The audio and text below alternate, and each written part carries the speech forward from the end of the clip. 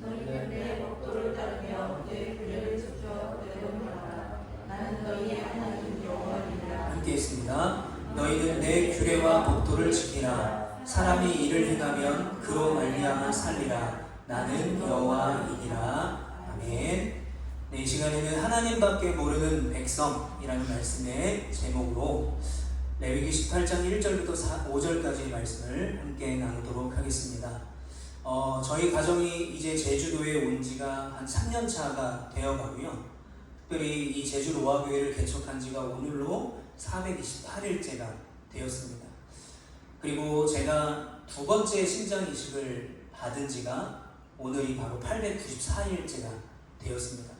저희 인생과 또 교회 개척을 돌아보면 하나님의 은혜가 아니고서는 이 모든 것이 이렇게 이루어질 수 있을 거라는 생각을 또 기대를 하지 못할 만큼 하나님의 은혜가 넘쳤던 저희 인생이라고 생각을 합니다. 사실 저희가 이제 이식 수술을 마치고 2달 정도 회복하고 제주에 왔을 때는 물론 하나님께서 제주에 가라고 말씀하신 하나님의 말씀도 있었고 가면 내가 너희를 지킬 거다라는 약속의 말씀도 있었지만 사실은 제주에 왔을 때 기대보다는 두려움이나 불안함이 더 앞섰던 것 같아요. 어떻게 먹고 살아야 되는가, 또 사역은 어떻게 해야 되는가, 또 앞으로 초반에는 매달 병원에 가야 되는데 이 경비를 내가 어떻게 감당해야 되는가. 분명히 하나님께서 주신 말씀이 있었음에도 불구하고 제 생각과 제 판단으로 두려움과 불안함이 앞섰던 것 같아요. 그런데 지난 제주의 삶을 제가 돌아보면 하나님은 결코 저희를 실망시키지 않으셨고 때에 따라 필요한 것들을 채워주시는 것을 경험하게 됩니다. 사실 저희가 이제 작년 4월에 개척을 하고 나서 아무도 없는 곳에서 저와 저희 아내 둘이서 예배를 드렸어요. 그렇게 계속 둘이서 예배를 드릴 때 계속 이렇게 생각했어요. 하나님, 사람을 보지 않게 하시고 눈에 보이는 상황과 환경을 바라보지 않게 하시고 먼저 목회자인 우리가 하나님 앞에 온전한 예배자로 서기를 원합니다. 바로 그럴 때 우리가 그런 예배자로 설 때 하나님이 믿음의 동역자들을 보내주실 거라는 그런 기대가 있었어요. 너무나 감사하게도 저희가 이렇게 믿음의 동역자들과 함께 예배할 수 있는 귀한 은혜를 하나님께서 허락하셨습니다. 그래서 제주의 삶은 특별히 그 전의 삶도 은혜라고 할 수 있지만 제주의 삶은 부족함 없는 하나님의 충만한 은혜였다라고 저는 고백할 수 있을 것 같아요. 그래서 지금도 여전히 부족하고 연약하지만 더 하나님을 붙들고 믿음 안에 사는 것이 어쩌면 이 악한 세상에 또 이 마지막 때에 구별된 하나님의 자녀로 살 수 있는 유일한 방법이 아닐까 요즘 그렇게 절실히 생각해 보게 됩니다. 여러분, 이스라엘 백성들이 애굽을 떠난다는 것은 쉬운 결정이 아니었습니다. 분명히 모세라는 훌륭한 지도자가 있었고 또 하나님께서 눈에 보이게 하시는 기적들이 있었지만 430년만 살았던 그곳을 떠나서 하나님의 말씀을 따라 가나안으로 간다는 것은 쉽지 않은 결정이었습니다. 자, 그래서 하나님께서는 모세를 통해서 시내산이라는 곳에서 하나님과 이스라엘 백성들 사이에 언약을 맺게 하셨어요. 그런데 이 언약은 이번에 처음 하신 언약이 아니라 이미 창세기에 보면 아브라함에게 하셨던 언약이었어요. 내가 너희 백성을 지켜줄 것이다 라는 것이었죠.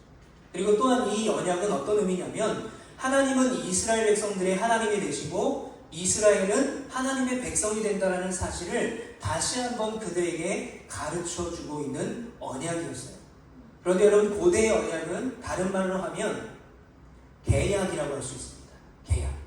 계약이라는 것은 한 사람만 지키는 것이 아니라 양쪽이 다 지켜야만 이 계약이 성립이 되는 것이죠. 그래서 이제 이스라엘 백성들은 하나님의 백성답게 살아가야 되는 일종의 계약의 조건을 지켜야 되는 공적인 책임을 지게 된 거예요. 그래서 그 공적인 책임을 우리가 이 구약의 역사의 큰 그림으로 본다면 두 가지로 설명을 할 수가 있습니다. 우리 먼저 오늘 본문 3절 말씀을 한번 같이 읽어보겠습니다. 시작. 너희는 너희가 거주하던 애굽 땅의 풍속을 따르지 말며 내가 너희를 인도할 가나안 땅의 풍속과 규례로 행하지 말고. 자, 하나님의 백성으로 살아가기 위한 두 가지의 책임, 공적 책임이 있는데 첫 번째는 뭐냐면 너희가 거주하던 그 애굽 땅의 풍속을 따르지 말라. 애굽 땅의 풍속을 버리라는 거예요. 이스라엘 백성들은 430년간 애굽에서 종살이했습니다. 그 과정 가운데 시간이 흐를수록 점점 그들의 하나님이셨던 하나님을 잊어버리게 되죠. 그리고 누굴 섬깁니까? 그들의 주인을 섬기고 또 이집트의 왕이었던 바로를 섬기고 그리고 애굽의 사람들이 섬겼던 수많은 우상을 숭배하며 살아왔다라는 거예요. 그래서 첫 번째 이스라엘 백성들에게 하나님이 말씀하시는 공적인 책임은 뭐냐면 이제 너희는 더 이상 애굽의 노예가 아니라는 거예요. 그 노예의 근성을 내려놓으라는 거죠. 너희는 뭐다? 너희는 하나님을 믿는 나의 백성이다라는 거예요. 그러니까 애굽의 모든 습관들과 풍속은 다 내려놓으라 라고 명령하고 계신 것입니다. 자, 그런데 우리가 가만히 생각해보면 이 이스라엘 백성들이 430년을 살았잖아요. 그 당시 평균 수명이 예를 들어 100세라고 한다면 적어도 4대가 그 애굽에서 살게 된 거예요. 미국에 이민 간 사람들을 보게 되면 한 3대만 돼도 완전히 그 사람은 미국 사람이 돼버립니다. 이스라엘 백성들은 마찬가지였습니다. 3대부터 4대까지는 완전히 애굽 사람이었을 거예요. 이스라엘 백성들이 믿었던 하나님을 다 잊어버리고 말씀도 다 잊어버리며 살았던 것이죠. 그러니까 이 첫 번째 공적 책임, 애굽 땅의 풍속을 버려라라는 것은 이스라엘 백성들에게는 굉장히 어려운 책임이었어요. 쉽지 않은 책임이었다는 것입니다. 자, 두 번째로는 너희가 앞으로 들어갈 그 가나안 땅의 풍속과 규례도 따르지 말라고 명령하셨습니다. 그런데 문제가 있습니다. 이 가나안 땅으로 들어가게 하나님이 인도하셨지만 가나안 땅에는 이미 7족속이 터를 잡고 살고 있었어요. 그들이 가지고 있던 문화가 있었고 그들이 가지고 있던 종교가 있었고 문명이 있었어요. 그러니까 그곳에 들어가서 그 문명과 종교와 문화를 따르지 않고 구별되게 살아간다는 것은 쉽지 않은 것이었죠. 앞으로 들어갈 약속의 땅이었던 가나안 땅에서도 오직 하나님만 바라볼 것을 말씀하고 계셨어요. 그 땅에서도 하나님의 말씀대로, 하나님의 가치대로, 또 하나님께서 주시는 은혜대로 살아갈 것을 명령하고 계셨어요. 즉 너희는 내 백성이니까 내 백성답게 살라는 거예요. 어떻게 살라고요? 어렵지만 이 두 가지 책임이 굉장히 어려운 문제지만 하나님밖에 모르는 백성처럼 살아가라 라고 명령하고 계십니다. 자, 그래서 하나님께서는 이 두 가지 명령, 애굽 땅의 풍속을 버리고 들어갈 가나안 땅의 풍속과 규례를 따르지 말라라는 이 두 명령과 함께 본격적으로 이 이스라엘 백성들을 광야 40년 동안 훈련시키십니다. 바로 세 가지 하나님의 백성 만들기 훈련을 시키십니다. 그래서 그 세 가지에 대해서 이 시간 한번 알아보도록 하겠습니다. 자, 첫 번째 훈련은 뭐냐면 출애굽기 16장에 나오는 만나와 메추라기 훈련이에요. 첫 번째 훈련은 뭐냐? 바로 먹는 문제입니다. 그럼 사람이 제일 민감한 게 뭐죠? 사소하다고 여기지만 민감한 것이 먹는 문제잖아요. 이 먹는 문제로 이스라엘 백성들을 첫 번째로 훈련을 시키시는데 출애굽기 16장에 보면 이들이 뭐라고 모세에게 말하냐면 이렇게 힘든 광야라면 우리는 애굽에서 나오지 않았을 것입니다. 예전에 노예로 살았던 그 시절이 더 좋습니다라고 모세를 향해 불평과 불만을 쏟아내요. 그때는 우리가 주인 곁에 있어서 주인 곁에서 떨어지는 고기라도 먹었는데 이 덥고 춥고 이 광야에서 아무 먹을 것도 없는 우리를 왜 여기까지 끌고 와서 죽게 하셨습니까? 라고 원망하십니다. 그런데 이때 하나님께서는 그들의 낙심과 원망을 들으시고 뭐라고 말씀하시냐면 내가 너희에게 하늘에서 양식을 비처럼 내려주시겠다라고 약속하셨어요. 그런데 이 첫 번째 훈련, 만나와 메추라기 훈련은 기준이 있었습니다. 바로 한 오멜이라는 기준이 있었고요. 정해진 날에만 먹을 수 있다는 기준이 있었고요. 일용할 만큼만 먹을 수 있었다는 기준과 조건이 있었습니다. 그런데 재밌게도 우리가 출애굽기 16장에 보면 분명히 하나님께서는 7째 날에는 주시지 않는다고 하셨어요. 그런데 성경에 보면 어떤 사람들이 그 날에도 나가서 있나 봤다라고 나와요. 봤는데 아무것도 없는 거예요. 그러니까 왜 7째 날에 하나님은 안 주겠다고 약속하셨는데 왜 이들이 나가봤을까요? 하나님의 말씀을 신뢰하지 못하는 거예요. 하나님의 약속을 신뢰하지 못하는 거죠. 혹시나 7째 날에도 있으면 내가 더 많이 가질 수 있어. 내가 더 많이 먹을 수 있어. 라는 잘못된 생각이었죠.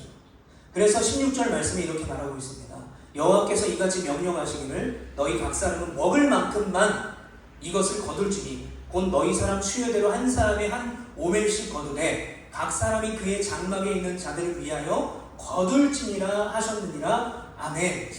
여러분, 이 첫 번째 훈련은 어떤 의미를 가지고 있냐면 너희들이 애굽에서 노예로 살아갈 때 결핍되었던 그 먹을 것의 문제, 풍족한 적이 한 번도 없었던 그 결핍을 하나님께서 해결해 주시겠다는 거예요. 그런데 해결해 주시는 데는 조건이 있는 거죠. 하나님의 말씀에 순종하는 것이었어요. 여러분, 그런데 이들이 있는 곳이 어디입니까? 바로 광야예요.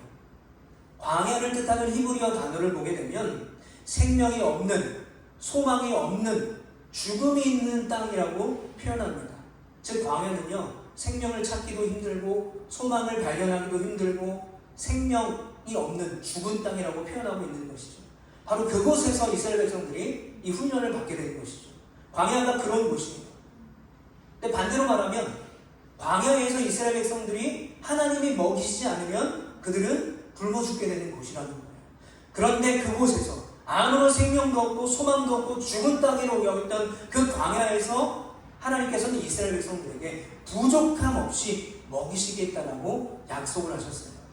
그러니까 너희가 예전에 그 애굽의 노예로 살던 그 풍속을 내려놓되 너희들이 주인 몰래 모아놓은 음식, 주인으로부터 눈치껏 얻어먹었던 그 양식이 아니라 나 하나님 여호와를 의지하고 바라볼 때 내가 부족함 없이 채워주시겠다라고 하시는 약속의 말씀이었어요. 그러니까 너희가 예전처럼 내일 먹을 게 없으면 어떡하지? 라고 하면서 미리 모아놓지 말라는 거예요. 일용할 만큼만, 먹을 만큼만 가져가라는 거예요. 두려워하지 말고 불안해하지 말고 하나님의 말씀대로 일용할 양식만 거두라는 거죠. 그런데 이 첫 번째 훈련이 쉬울까요? 아니에요. 어렵습니다. 이들이 430년 동안 애굽에서 했던 습관들이 있을 거예요. 항상 결핍이 있었죠. 자유의 결핍, 먹는 거에 대한 결핍. 그런데 먹을 만큼만 가져가는 것이 이스라엘 백성들에게 절대 쉬운 문제가 아니었다는 거예요. 그러나 이것은 훈련입니다. 어려워도 순종해야 되는 것. 어려워도 순종할 때 하나님이 먹이시는 경험을 하게 된다는 거죠. 여러분, 우리도 마찬가지입니다. 우리가 내일을 위해서 또 나의 어떤 두려움과 걱정을 하나님 앞에 낙심과 불평과 원망할 때가 있다는 거예요. 그런데 마태복음 6장 33절에 이렇게 말하죠. 그런즉 너희는 먼저 그의 나라와 그의 의를 구하라. 그리하면 이 모든 것을 너희에게 더하시리라. 아멘. 먼저 뭘 해야 된다고요? 그의 나라와 의를 구하는 것이죠. 하나님의 말씀을 바라보는 것이죠. 두려워하지 말고 먼저 덮어놓고 낙심하고 불평하는 것이 아니라 하나님의 말씀 안에 거하면 하나님의 때에 모든 것을 더해 주신다는 약속이었습니다. 바로 이러한 훈련을 첫 번째로 이스라엘 백성들에게 시켰던 거예요. 오늘 이곳에 계신 성도 여러분, 하나님의 약속을 굳게 믿고 먼저 그의 나라와 그의 의를 구하는 우리 모두가 되시기를 간절히 축복합니다. 우리가 그렇게 주님 앞에 나아갈 때에 하나님께서는 우리에게 모든 것을 더해 주실 수 있는 유일한 분임을 믿는 우리 모두가 되시기를 축복합니다. 네, 두 번째 훈련은요, 레위기 26장에 나오는데 바로 이른비와 늦은비 훈련입니다. 4절 말씀을 우리 같이 한번 읽어볼까요? 시작. 내가 너희에게 설 따라 비를 주리니 땅은 그 산물을 내고 밭의 나무는 열매를 맺으리라. 자, 이 이른비와 늦은비 훈련은 어떤 훈련이냐면 하나님께서 내가 예를 들어 7월 25일 날 너희에게 큰 비를 내려줄 거야 라고 약속하신 게 아니에요. 내가 3개월마다 정확하게 3개월 되는 첫날에 비를 내려줄 거야 라고 하시지 않으셨어요. 뭐라고 하셨어요? 때를 따라, 철을 따라 주신다고 했어요. 그러니까 이스라엘 백성들 입장에서는 언제 올지 모르는 비를 기다린다는 건 쉽지 않은 일이었죠. 그런데 여기에 중요한 조건이 따라 붙었어요. 비를 기다리는 것도 쉽지 않은데 조건까지 붙었어요. 어떤 조건이냐면 너희는 자기를 위하여 우상을 만들지 말지니 조각한 것이나 주상을 세우지 말며 너희 땅에 조각한 석상을 세우고 그에게 경배하지 말라. 나는 너희의 하나님 여호와임이니라. 너희는 내 안식일을 지키며 내 성소를 경외하라. 나는 여호와이니라. 너희가 내 규례와 계명을 준행하면 내가 너희에게 철 따라 비를 주겠다고 약속하신 거예요.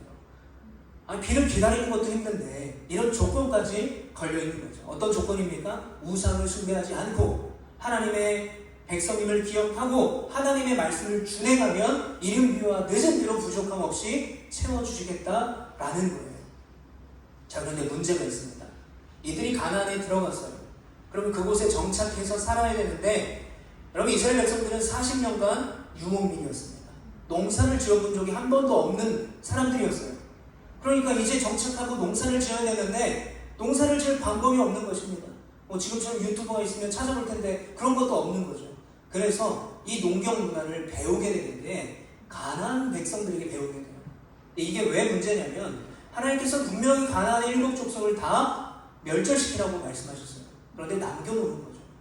남겨놓은 가나안 백성들로 농경 문화를 배우게 되는데, 그 농경 문화를 배우게 되면서 어떤 일이 벌어지냐면 하나님이 내리시는 이른 비와 늦은 비의 특징은 모든 사람이 동일하게 같은 양의 비를 통해서 모든 사람이 평등하게 농사를 지을 수 있는 은혜의 때였다는 거예요.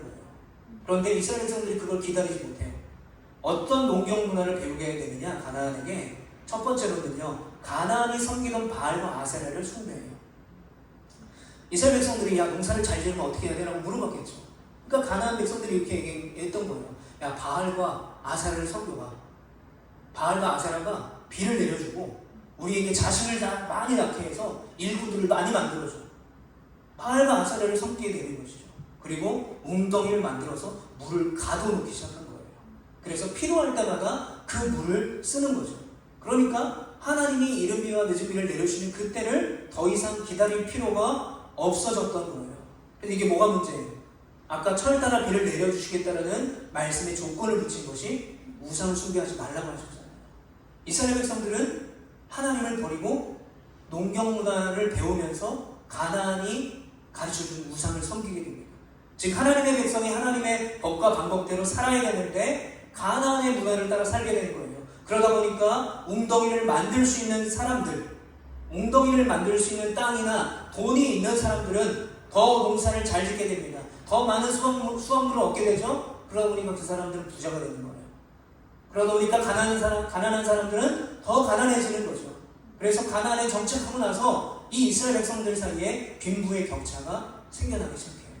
그러다 보니까 가난한 사람은 빚이 생기면서 그 빚을 갚기 위해서 자기의 밭을 팔거나 아니면 자기 자식이나 아내를 종으로 팔아버리는 일들이 가나안 땅에서 벌어졌던 거예요. 이들이 불과 40년 전, 멀게는 50년 전에 노예로 살았잖아요. 애굽에서 노예로 살고 그 힘겹고 지긋지긋한 인생을 살았던 이스라엘 백성들이 가나안에 정착하면서 하나님을 버리니까 서로를 노예 삼고 있었던 것입니다. 하나님의 은혜로 죽음의 땅인 광야에서 그들의 의복과 신발이 헤어지지 않는 그 축복 가운데 살았지만 그들이 결국 가나안 땅에 들어가서 하나님의 은혜를 잊어버리고 하나님을 버리게 되었던 거죠. 그래서 이른 비와 늦은 비를 기다려라라는 훈련을 하나님은 시키셨던 거예요. 그래서 하나님께서 이 이스라엘 백성들의 두 가지 악에 대해서 예레미야 2장 13절에 이렇게 말합니다. 내 백성이 두 가지 악을 행하였나니 곧 그들이 생수의 근원 된 나를 버린 것과 스스로 웅덩이를 판 것인데 그것은 그 물을 가두지 못할 터진 웅덩이들이니라. 첫 번째 우상을 숭배했죠. 이른 비와 늦은 비를 기다리지 않고 저수지를 만들었어요. 그런데 이게 뭐라고요? 터진 웅덩이라는 거예요. 아무런 소득이 없는 거예요. 즉 하나님을 버린 이스라엘 백성들이 하는 모든 일, 하나님을 버리고 그들의 가치와 세상의 가치를 따라서 하나님의 방법이 아닌 자신들의 방법을 한 모든 일들은 아무런 소용이 없는 일이 되어버렸던 것이죠. 여러분, 우리도 마찬가지입니다. 우리도 가끔 하나님께서 하시는 그 방법이나 절차에 대해서 글쎄라고 생각할 때가 있어요. 그렇게 될 수 있겠어? 라고 생각할 때가 있어요. 저도 그렇게 생각할 때가 있습니다. 여러분들은 확실한 하나님의 방법을 얼마나 믿고 계십니까? 우리는 너무나 쉽게 내 의심과 내 두려움과 내 기준과 내 판단으로 하나님의 방법을 기다리지 못하고 이 이스라엘 백성들처럼 확실한 다른 방법을 찾고 있을 때가 너무나 많다는 것입니다. 그러나 여러분, 더 이상 의심과 두려움의 광야에 거하는 것이 아니라 그 불신의 요단강을 건너서 적과 꿀이 계속 흐르는 은혜가 넘치는 하나님의 말씀의 능력이 있는 그 은혜의 땅으로 들어갈 수 있는 우리 모두가 되시기를 간절히 축복합니다. 마지막 세 번째 훈련입니다.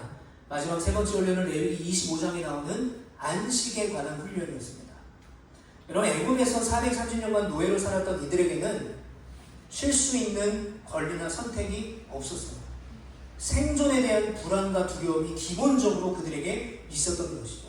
그리고 또 어떤 생각이 있었냐면, 쉬면서도 내가 지금 일을 하지 않아서 내일 먹을 것이 없으면 어떡하지? 내가 지금 일을 하지 않아서 주인이 이것을 못마땅하게 여기서 나에게 먹을 것을 주지 않으면 어떡하지? 라는 불안과 염려 속에 살았던 거예요. 근데 이 모습은요, 지금 현대를 살아가고 있는 우리 모습과 너무 닮아 있어요. 내가 지금 이렇게 쉬어도 괜찮을까? 내가 이렇게 일을 하지 않아도 괜찮을까? 내가 이렇게 열심히 살지 않아도 괜찮을까? 라는 거죠. 하나님의 인도하심을 받아 지금까지 왔는데 여전히 제대로 된 안식과 평안을 애굽에서 나왔는데도 이들이 누리지 못하는 거예요. 그렇다면 여기서 말하는 하나님께서 주신다라는 그 안식의 참된 의미는 뭐냐면 이거예요. 너희가 예전에 애굽에서 느꼈던 그런 모든 염려와 습관을 다 내려놓고 쉬라는 거예요.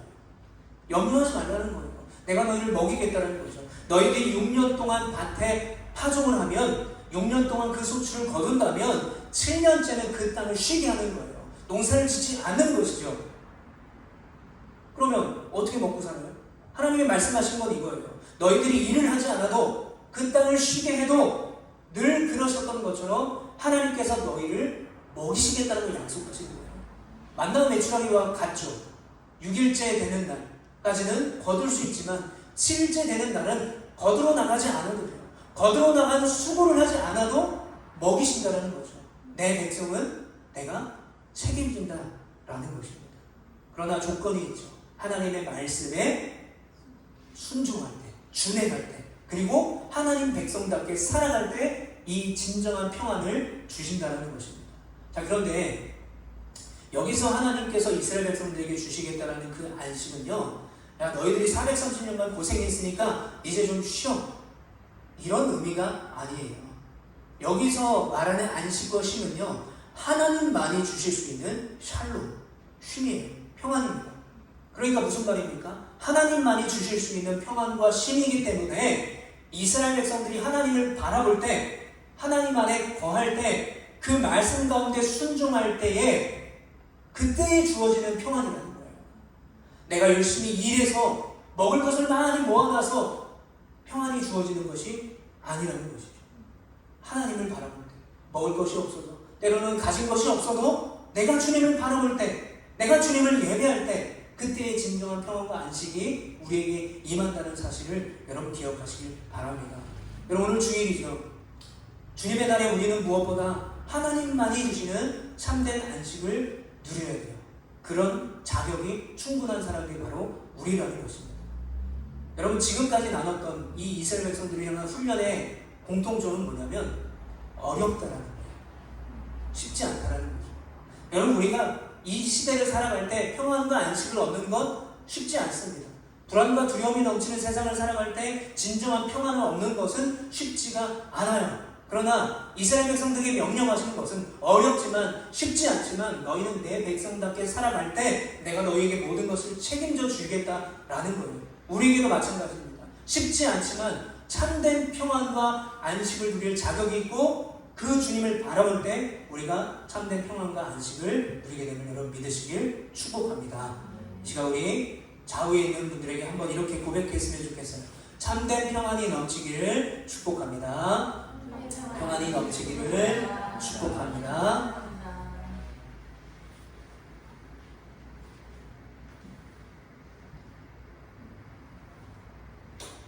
네, 우리 영상을 먼저 좀 보고 말씀을 계속해서 이어서 나아가도록 하겠습니다.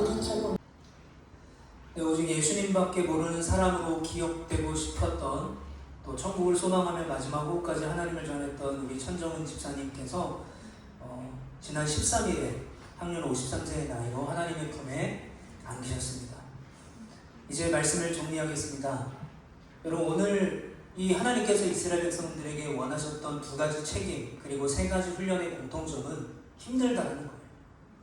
여러분, 우리 인생은 다 힘듭니다. 각자의 상황이 있고 사정이 있고 저처럼 육신의 질병이 있는 사람들이 있고 또 질병은 없지만 여러 가지 어려움에 처해 있는 분들이 계세요. 오늘 하나님께서 이 말씀을 통해서 지금 이곳에 있는 우리들에게 하시는 말씀은 힘들고 어렵지만 너희가 내 말씀 안에 거하고 너희가 나를 바라본다면 바로 하나님께서 우리를 책임지시겠다는 그런 귀한 약속임을 여러분 기억하시길 바라요. 하나님이 나에게 뭘 원하시고 이렇게 하시기를 원하고 막중한 책임을 주셔서 부담스럽게 하시는 것이 아니라 너는 내 백성이야, 너는 내 딸이야, 너는 내 아들이야, 그러니까 내 안에 거해야 돼. 그럴 때 너가 살 수 있어 라고 말씀하고 계신 것입니다. 사랑하는 성도 여러분, 우리들의 지난 삶을 깊이 생각해 보시기를 바랍니다. 우리 인생에서 우리가 가장 연약할 때, 우리 인생에서 가장 고통이 극심할 때, 우리가 아무것도 할 수 없었을 그때에 주님 우리에게 넘치도록 부어주셨습니다. 제가 23살에 처음으로 신장이 망가져서 아프게 돼서 투석을 할 때 저는 아무것도 할 수 없는 채 그냥 투병하는 사람이 됐고요. 신장장애 2급 장애인이 되었습니다. 2번의 이식을 거쳐서 지금도 여전히 병원을 다녀야 되고 평생 약을 먹어야 되는 사람이지만 주님께서는 그 과정을 통해서 저를 통해 주님을 바라보게 하셨고 지금 돌아보면 너무 힘든 시간이었고 앞으로도 쉽지 않은 시간이 되겠지만 문제 넘어 계신 그 하나님, 나와 함께 하신 하나님을 경험하게 하셨어요.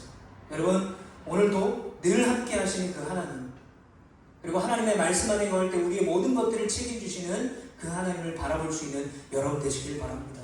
그래서 내가 연약할 때도, 내가 평안할 때도, 내가 어디에 있든지 무엇을 하든지 나와 동행하시는 하나님, 그 신실하신 하나님, 내가 주님을 바라보겠습니다. 나를 지키시는 하나님, 내가 주님의 말씀 안에 거하겠습니다 라는 그 눈부시도록 아름다운 고백을 할 수 있는 우리 모두가 되시기를 바랍니다. 그래서 정말 하나님밖에 모르는 인생, 복음밖에 모르는 삶, 그리고 천국밖에 모르는 여러분들, 또 우리 제주 로아교회와 이곳에 모인 모든 하나님의 자녀가 되기를 간절히 축복합니다. 우리 시간에 들은 말씀을 기억하면서 함께 기도하기를 원합니다.